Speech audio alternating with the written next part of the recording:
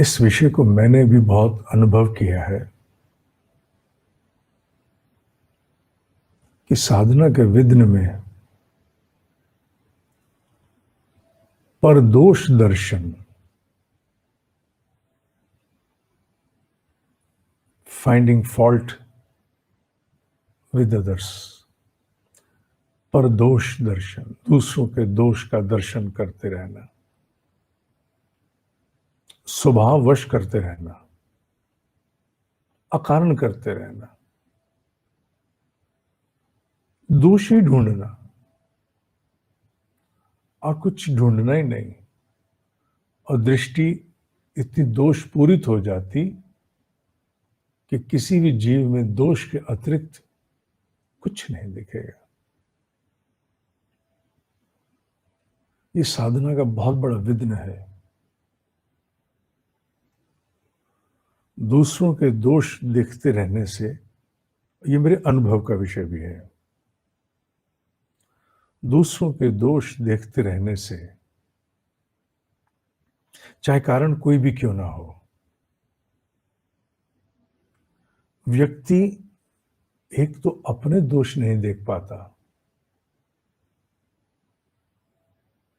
दूसरा दोष पूरित मानसिकता हो जाती है, दूषित मानसिकता हो जाती है। कचरे के डब्बे में कचरा ही होगा, और अगर दोष पूरित मानसिकता है तो कचरे का डब्बा है। वहां स्थिरता, शांति, समन्वय, समभाव, आनंद, उत्साह, उमंग, साहस, संकल्प क्यों होंगे? नहीं होंगे। एक तो ये, क्योंकि मनुष्य के भाव,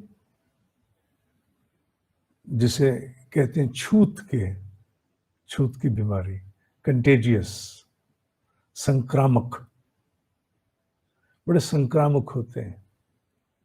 बार बार दोष के भाव लोगों के देखना, दोष के दर्शन करना, उसका संक्रामक प्रभाव वो मनुष्य में भर जाता है। ना अपने दोष दिखते हैं, संक्रामक भाव से मस्तिष्क भर जाता है। और जो सबसे खतरनाक काम होता है, जिसके विषय में पता भी नहीं चलता ये कब हो गया,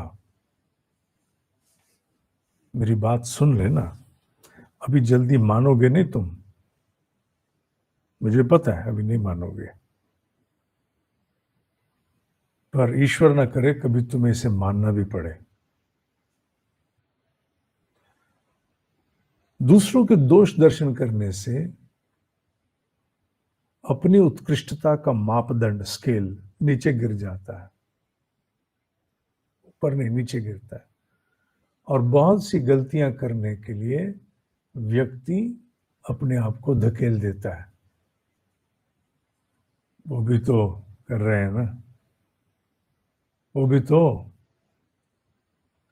ये भीतर होता है, बाहर ना, बाहर किसी को क्या लेने दे रहा। ये जो छूट है गलत करने की, ये बड़े अनजाने मूक स्वरूप में अंदर हो जाती है। क्यों? क्योंकि आप दोष दर्शन करते रहे। जब दहलीज लांघने का मौका आपका आया तो आपको सबके दिखते हुए दोष, आप भी अपने आप को कहते हो चल चल। और ये बहुत मूक रूप में होता है, साइलेंटली, सो साइलेंट। मुझे नहीं लगता तुम इतनी जल्दी मेरी बात को मानोगे। भगवान करे तुम्हें मानना ही ना पड़े, तुम इनकार ही करो, नहीं ये आप गलत बोल रहे हो।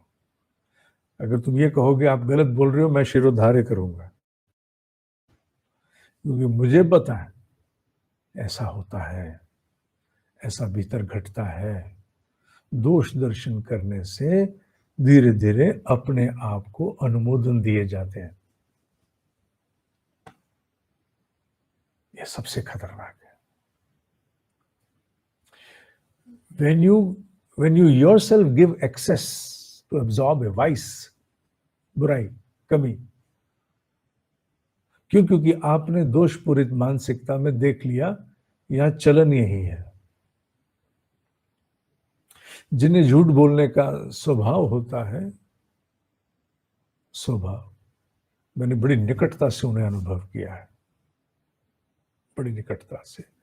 मैंने अपने परिवार में तो नहीं, मैं कहूँगा बाहर संबंधों में, उन्हें कभी बोध नहीं होता वो झूठ बोल रहे हैं, कभी नहीं। क्यों? क्योंकि वो उनका सामान्य आचरण बन गया, वो अनायास उनके मुख से निकलता है। एक झूठ वो जो सोच समझ के बोला जाए, एक झूठ वो जो अनायास ही निकल रहा है मुंह से, सोच के नहीं झूठ बोला, बट झूठ निकल रहा है। क्यों? स्वभाव हो गया। दूसरों के दोष दर्शन करने से अपने आप को छूट देने का भीतर एक अनायास भाव आ जाता है, अनायास। विवेचना, निरीक्षीर विवेचना, विवेक वहां रहते नहीं है, बिल्कुल नहीं रहते। इसका तात्पर्य यह कदापि नहीं है कि सार्थक स्वरूप में विवेचना नहीं करनी चाहिए, क्रिटिकल अप्रेजल नहीं होना चाहिए। अध्यात्म डगर पनघट की है। पनघट के एक तरफ कुआं है, एक तरफ धरती है, चलना पनघट पर है। ये जितने भी भाव हैं ये जीवन में आचरण के लिए आवश्यक है। जैसे अभिमान और आत्मसम्मान, डगर पनघट की है, एक तरफ अभिमान, एक तरफ आत्मसम्मान। उसी प्रकार यहां भी एक तरफ सार्थक विचार हो रहा है, मनन हो रहा है, भाई ये दोष तो है, सार्थक है, किसी विषय के लिए हो रहा है, बस उससे अधिक नहीं भीतर प्रवेश दिया जा रहा। और वहीं साथ साथ दोष दर्शन दोष पूरित होने के लिए किया जा रहा है। दोनों एक ही होते हुए करने में अंतर होने से आकाश पाताल का भेद है। अगर मैंने कहा कि दोष दर्शन नहीं करने, इससे साधना से गिर जाता जीव, तो इसका तात्पर्य ये नहीं लेना। इसीलिए हंस हंस हंस गायत्री का वाहन है। क्यों? That sharp beaked being, why? क्यों? इसलिए क्योंकि हंस को उसी पानी में से चुनना है सब कुछ। पानी अलग नहीं है, ना ये संसार अलग है, ना ईश्वर का साम्राज्य अलग है, यही सब कुछ है। दोष और पवित्रता मिले हुए हैं, यहां बिल्कुल गुथे हुए हैं, आपस में गुथे हुए हैं। उनमें से चुनना है, चुनना है, चुनना है। इसलिए मैं ये नहीं कहूंगा दोष दर्शन नहीं करना, सार्थक दोष दर्शन करने पड़ते हैं।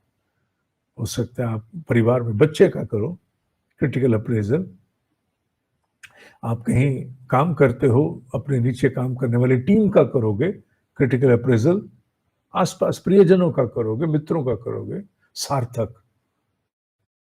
एक दोष की दृष्टि बना लेना। प्राचीन भारतीय मनीषा के साथ सबसे बड़ा अन्याय क्या हुआ मालूम है? हम एक तरफा हो गए। हम वहां नहीं रहे जहां हंस होना चाहिए। यहां तो चलेंगे तो एक तरफ दोष पूरित हो जाएंगे, और यहां पर दोष देखेंगे ही नहीं, हम नहीं देखते दोष। जबकि साधना साधक की इस लोक में जहां निःश्रेयस और प्रेयस, अनात्म के साथ न्याय, आत्म के साथ न्याय, तत्व के साथ न्याय, यह हंस की तरह संभव है, गायत्री से संभव है, माने बीच में संभव है। इसलिए जब भी कभी इन विषयों का अध्ययन करो, एक्सट्रीम में नहीं जाना, अति में नहीं जाना, मुझे दोष देखने नहीं है। अगर सार्थक अप्रेजल नहीं करोगे, तुम्हारे आसपास बहुत गड़बड़ हो जाएगी। और उस गड़बड़ के दोषी कौन? फिर तुम ही बनोगे। इसलिए सार्थक दोष, सार्थक रूप में दोष का दर्शन करना है, अक्षुण्ण रहते हुए। पर दोष दर्शन करते हुए दोष पूरित नहीं हो जाना, जैसे स्वयं को भी छूट देनी हम आरंभ कर दें, और ये छूट बड़े मूक रूप में होती है। बाबू बेटा नहीं पता लगता, बाबू नहीं पता लगता, आप लांग जाते हो। और फिर जब आत्मविश्लेषण में आपको भीतर का प्रकाश कभी दिखाता है, ये त्रुटि क्यों हुई मुझसे, why did I do this blunder. और फिर जब आप थोड़ा सा आप में बोध जागृत होते हैं,